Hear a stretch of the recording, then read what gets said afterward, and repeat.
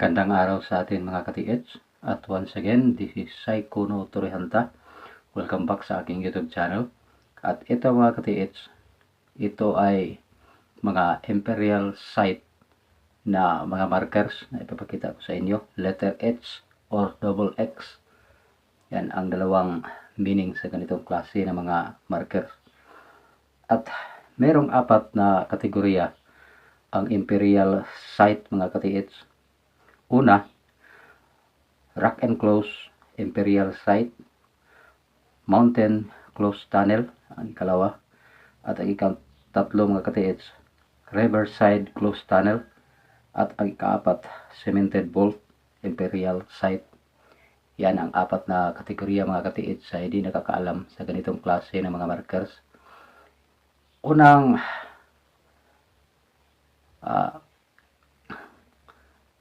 meaning yan mga ka-TH, yan ay imperial site or letter H. At yan din ay pwedeng maging letter X or multiple deposit ang area. Yan ang meaning yan sa ganitong klase na mga markers. At yan kung kadalasan, yan ay naka-engrave sa napakalaking mga bato. Tingnan ninyo ang palibot mga ka-TH kung meron bang mga counter sign na andyan sa area. Katulad dito, merong mga counter sign sa palibot. At yung area na yan, andyan yan sa kagubatan mga ka-TH. Actually, kapag pinupuntahan namin yan, motor lang ang magagamit namin para makapunta sa area na yan. At kailangan naming 6 na oras na paglalakad para makapunta doon sa area na yan. At kailangan namin ng mga gamit na katulad ng mga jackhammer para mabasag namin ang naglalakihang mga bato na pinagdudahan namin na nandyan ang mga nakabaon na mga deposito mga ka-TH. Kaya ang ganitong klase ng mga markers, tingnan ninyo ang palibot. Lalo na itong mga H marker or double X marker na meron bang mga counter sign na nagtuturo kung nasaan ang eksaktong spot na kinalagyan ng deposit mga ka-TH. Either andyan sa naglalakihang mga bato or andyan sa mga tunnels or closed tunnel. Yan ang tingnan natin. Dahil meron yang nilagay ang mga Hapon na mga sekretong mga markers o mga code na yun ang nagpapatunay na dyan ka magsisimula, lalo na sa mga bato na area na ginagawang container ng mga Japanese Imperial Army mga ka-TH. Yan ang kanilang ginagawa. Nilagay nila sa malalaking mga bato. Yun ang mga meaning sa ganyang klase na markers. Kailangan makita ninyo ang mga counter sign na andyan sa palibot kung ano ang pinapahiwatig nito. Tunnel ba? Semento or bato? Yan ang tingnan ninyo para hindi na kayo mag-aksaya ng oras kung saan kayo maghanap. Yan. Letter H marker. Yan ang nakaukit sa napakalaking bato mga ka-TH. Almost 15 tons siguro ang bigat niyan. At ang palibot niyan, 5 naglalakihang butig. At doon sa isang butig, may nakita kaming araw mga ka-TH na hugis ahas na nakapuwente dito sa uluhan ng napakalaking butig. Kaya yun ang pinagplanuhan namin na tatrabahuin at ipakita ko sa inyo sa susunod kong mga videos yung sign na nakaturo doon sa top ng napakalaking butig mga ka-TH. Yun na ipapakita ko sa inyo. At ito ang sinasabi kong rock enclosed deposit ng Imperial Army mga ka-TH. Kung makikita natin, yan ay corona nagpapahiwatig ng crown na andyan sa loob ng parang itlog na markers mga katiits. Yung letter H na nakikita ninyo nung una kong picture, iisang bato lang ito ang pinag-ukitan ng egg-shaped na markers na yan at merong corona sa gitna. Kaya yan ang sinasabi ko mga katiits na Imperial Rock and Close. 5 naglalakihang butig at ika-6 na yung pinag-ukita nila ng sign. Napakalaking bato mga katiits. 15 tons ang bigat. At yung mga butig mga katiits, para ng bahay ang laki. Kaya hindi makuha mo yun sa pag-chense lang. Kailangan gamitan mo ng mga jackhammer, hydraulic jackhammer, para mapasag mo ang napakalaking mga butig. Ito ay nasa gilid ng sapa mga katiits. Medyo may kalakihan na sapa. Kaya kapag umuulan dito sa amin, hindi namin mapuntahan dahil masyadong malaki ang tubig at napakalayo ng area. Yun ang sinasabi ko kanina na 6 na oras ang paglalakad mo para maabot mo ang area na yan. At pagbalik pa, gabi ka na makabalik mga katiits doon sa daan na andun ang mga sasakyan namin. Kaya napakahirap talaga. Pinaplanuhan pa namin kung saan pa kami dadaan, kung meron pa bang ibang mga area na pwede namin daanan na mas malapit doon sa area na yon.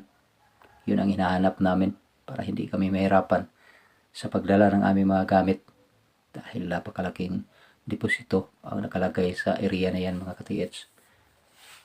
Yan, pinapakita ko lang sa inyo ang ganitong klase ng mga markers para meron kayong idea sa mga area katulad ng mga imperial site na mga Hapon at ano ang mga nakaukit sa bato na kanilang nilagay.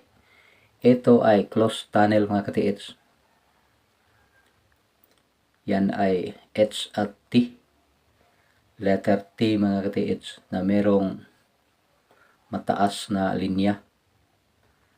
At ito ay imperial site na andyan sa lupa namin sa aking mga angkan.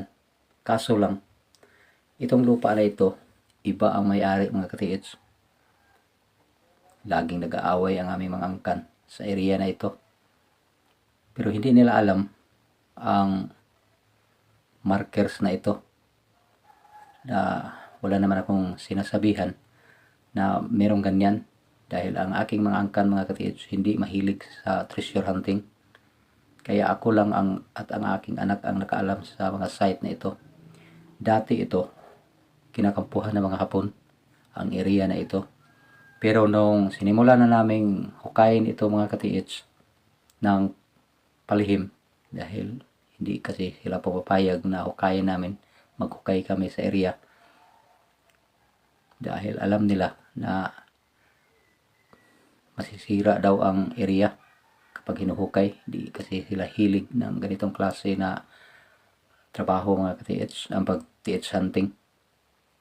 Kaya nung sinimula naming hukayin, doon namin nakita ang portal na napakalaking bato ang nilagay ng mga Hapon na sadyang hinarang nila sa portal area. Kaya ang dapat gawin sa mga imperial site mga katiits, kailangan ng mga heavy equipment na gamit para makuha ang naglalakihan ng mga bato na hinarang ng mga Hapon. Yan ang ginawa nila. Ang sabi ng aking lolo nung dumating dito sa Bukidnon ang mga Japanese mga katiits, halos 3 taon na mamalagi ang mga Hapon dito sa aming lugar. Kaya kung nagsimula sila na naghukay ng kahit 6 lang na buwan at gumagamit sila ng 500 katao mga katiits, pati na yung mga prisoners of war, ay napakalaki na ang kanilang hukay, napakalalim mga katiits. Yan ang sabi ng aking lolo sa area na ito. At yan ay nagpapatunay na hindi talaga basta-basta na makuha mo ang mga large deposit or mga imperial site na hindi ka gumagamit ng napakaraming tao. Kailangan tumbasan mo ang ginagawa ng mga Hapon para makuha mo ang kanilang mga deposito. At ito ay ang imperial site na markers mga katiits na andyan sa gilid ng sapa pa rin. Close tunnel din ito. Meron ako mga videos nito.